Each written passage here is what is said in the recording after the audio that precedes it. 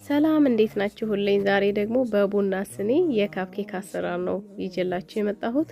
ኦቨን ሳያስፈልገን ሚክሰር ማሽን ሳያስፈልገን ሁሉም ሰው በቀላሉ ሊሰራው የሚችል የካፕኬክ አሰራር ነው። እንደምታዩት ይሄው ሶፍት ነው የሆነው እና ወደ አሰራሩ እንሂድ። የተጠቀምኩት 2 እንቁላል፣ 1 የሻይ ብርጭቆ ወተት፣ 1 የሻይ ብርጭቆ የምግብ ዘይት፣ 1 የሻይ ብርጭቆ ስኳር እና 2 የሻይ ብርጭቆ ዱቄት ነው የተጠቀምኩት። 2 እንቁላልና 1 የሻይ ብርጭቆ ስኳር ጨምሬ በደንብ መታሁኝ ማለት ነው።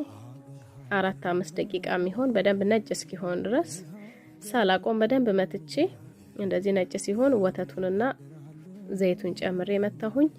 2 ብርጭቆ ዱቄትና 1 ፓኬት ቤኪንግ ፓውደር፣ 1 ፓኬት ቫኒላ ነው የጨመርኩት።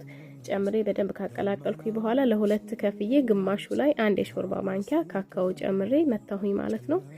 ከዛ ዘይት የምግብ ዘይት ትንሽ አንድ ጠብ አድርገን ሁሉንም ቦታ ያዳረስ ነው ስኒው ላይ ማለት ነው። በደንብ መቀባት አለብን። ከዛ እንደዚህ ከግማሽ ትንሽ አለፍ እስኪል ድረስ አደረኩኝ። እንደምታዩት ከሁለቱም አቀላቅዬ ነው ያደረኩት። እናንተ ስትፈልጉ ካካኦ ብቻ ስትፈልጉ በነጩ ማድረግ ትችላላችሁ። ብረት ድስት ላይ ቀዝቃዛ ውሃ አድርጌ ስኒዎቹን እንደዚህ አስቀምጬ ቸኮሌት አደረኩኝ። ልጄ በቸኮሌት ስለምትወድ እናንተ ያለ ቸኮሌት መስራት ትችላላችሁ እንደ ፍላጎታችሁ።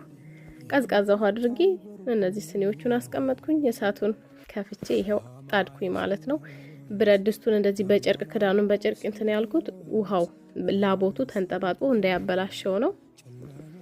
ውሃው መፍላት ሲጀምር ስኒዎቹ የመጋጨት ድምጽ ያወጣል። ያኔ እሳቱን እንቀንሰዋለን ማለት ነው። ከዛ ከ10 እስከ 15 ደቂቃ ነው ያበሰልኩት። በስቲኪኒ እንደዚህ ወግታችሁ መብሰል አለመብሰሉን ቼክ ማድረግ ትችላላችሁ። ይሄው በጣም ልስልስ ያለ የሚገርም ኬክ ነው የሆነው። ቪዲዮ ከተመቻችሁ ፎሎ፣ ላይክ፣ ሼር፣ ኮፒ ሊንክ በማድረግ ቀጣይ ቪዲዮ እንዲደርሳችሁ